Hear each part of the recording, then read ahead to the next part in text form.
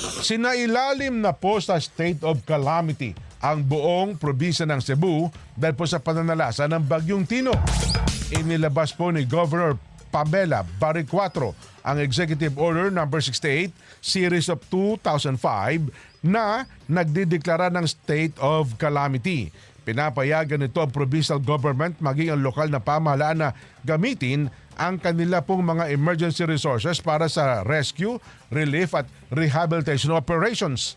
Batay din sa kautusan, ang Bagyong Tino ay nagdulot ng matinding pinsala sa infrastruktura, pasilidad ng gobyerno, pribadong establisamento at mga residential areas. Nagresulta rin ito ng pagkamatay, pinsala at paglilipat ng mga komunidad sa buong Cebu.